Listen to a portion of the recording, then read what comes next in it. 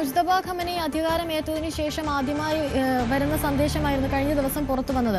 അതോടൊപ്പം തന്നെ ഇപ്പോൾ പറഞ്ഞിരിക്കുന്നത് ട്രംപ് ഖേദിക്കും വരെ യുദ്ധം തുടരുമെന്നാണ് ഇറാന്റെ ഉന്നത സുരക്ഷാ ഉദ്യോഗസ്ഥനായിട്ടുള്ള അലി ലാരിജാനി വ്യക്തമാക്കിയിരിക്കുന്നത്.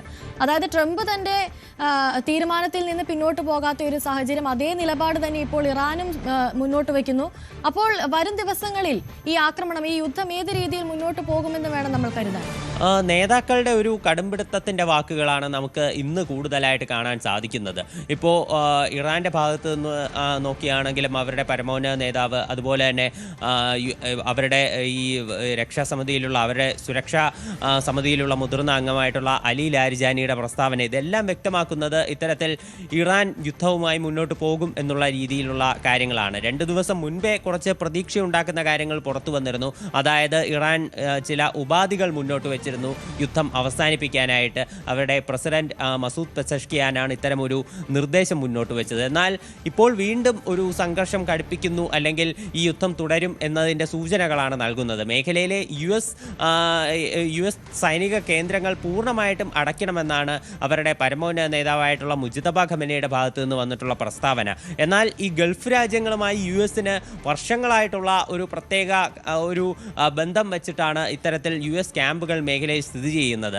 ഈ അവരുമായിട്ടുള്ള ഒരു പ്രത്യേക ഡീൽ അനുസരിച്ച് ഈ പശ്ചിമേഷ്യൻ രാജ്യങ്ങൾ അവർ ക്രൂഡ് ഓയിൽ വിറ്റഴിക്കുമ്പോൾ ഡോളറിൽ പണം വാങ്ങുകയും അതിന് പകരമായിട്ട്, ഈ ഡോളറിൽ പണം വാങ്ങുന്നതിന് പകരമായിട്ട് യു എസിൻ്റെ സൈനിക കേന്ദ്രങ്ങൾക്ക് അവിടെ പ്രവർത്തന അനുമതി നൽകുകയും യു എസ് ഈ പശ്ചിമേഷ്യൻ രാജ്യങ്ങളുടെ സുരക്ഷ ഉറപ്പാക്കുകയും ഉൾപ്പെടെ ചെയ്യുമായിരുന്നു. അപ്പോൾ ഈ ഒരു കാര്യം വെച്ചുകൊണ്ട് ഒരിക്കലും പശ്ചിമേഷ്യൻ രാജ്യങ്ങൾ യു എസിനെ പൂർണ്ണമായിട്ടും തള്ളിപ്പറയാൻ സാധ്യതയില്ല.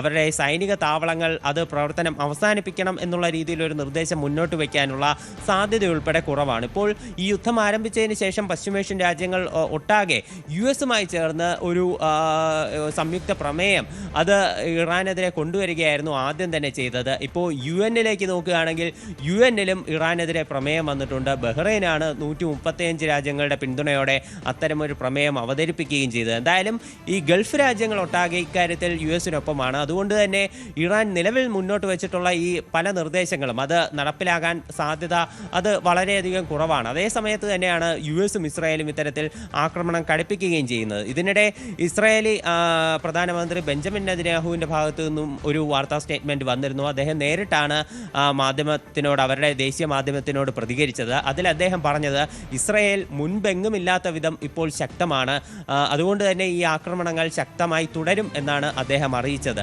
ഈ ആക്രമണത്തിൻ്റെ ഇടയ്ക്ക് വെച്ച് ബെഞ്ചമിൻ നെതന്യാഹുവിന് പരിക്കേറ്റു എന്നുള്ള തരത്തിൽ ചില റിപ്പോർട്ടുകൾ ചില ഇറാനിയൻ ദേശീയ മാധ്യമങ്ങൾ വഴി പുറത്തു വന്നിരുന്നു. എന്തായാലും അത് ഉൾപ്പെടെ നിഷേധിക്കുന്ന രീതിയിലാണ് അദ്ദേഹം നേരിട്ട് വന്നിപ്പോൾ മാധ്യമങ്ങളെ അഡ്രസ്സ് ചെയ്തിരിക്കുന്നത്. അതേസമയം ഇറാൻ്റെ പരമോന്നത നേതാവ് മുജ്തബ ഖമനി ഗുരുതര പരിക്കുകളോടെ ചികിത്സയിലാണ് എന്നുള്ള അഭ്യൂഹം നിലവിൽ കൂടുതൽ ശക്തമാവുകയും ചെയ്തു. കാരണം അദ്ദേഹത്തിൻ്റെ ഭാഗമായി പുറത്തു വന്നിട്ടുള്ള പ്രസ്താവന അത് ഇറാൻ്റെ ദേശീയ മാധ്യമത്തിൻ്റെ അവതാരകൻ നേരിട്ട് ചാനൽ വഴി വായിക്കുകയായിരുന്നു. അല്ലാതെ അദ്ദേഹം നേരിട്ട് മാധ്യമങ്ങളെ കണ്ടതല്ല. അദ്ദേഹത്തിൻ്റെ ശബ്ദ പ്രസ്താവനയോ അല്ലെങ്കിൽ ഒരു ദൃശ്യം വഴി അദ്ദേഹം രാജ്യത്തെ അഡ്രസ്സ് ചെയ്യുകയോ അങ്ങനെ ഒന്നും ചെയ്തിട്ടില്ല.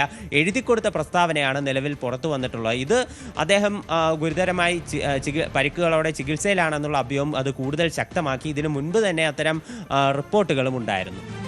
ശരി, അജയ് സുധാ ബിജു ആണ് കൂടുതൽ വിവരങ്ങൾ നൽകിയത്. മറ്റു വാർത്തയിലേക്ക് പോകുമ്പോൾ അമേരിക്കയിലെ മിഷിഗണിൽ ജൂത ദേവാലയത്തിന് നേരെ ആക്രമണം ഉണ്ടായിരിക്കുന്നു. കെട്ടിടത്തിലേക്ക് വാഹനം ഇടിച്ചു കയറ്റിയ ആക്രമിയെ സുരക്ഷാ ജീവനക്കാർ വെടിവെച്ചു കൊന്നു.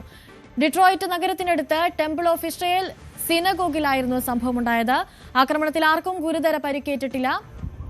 12,000 അംഗങ്ങളുള്ള വലിയ സിനഗോഗിന് നേരെയായിരുന്നു ആക്രമണം നടന്നത്.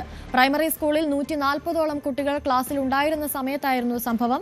എല്ലാവരും സുരക്ഷിതരാണെന്നും ജൂത സമൂഹത്തെ ലക്ഷ്യം വെച്ചുള്ള ആസൂത്രിത ആക്രമണമാണ് നടന്നതെന്നും FBI അറിയിച്ചു. കൂടുതൽ വാർത്തകൾക്ക് News 18 Keralam YouTube channel subscribe ചെയ്യുക.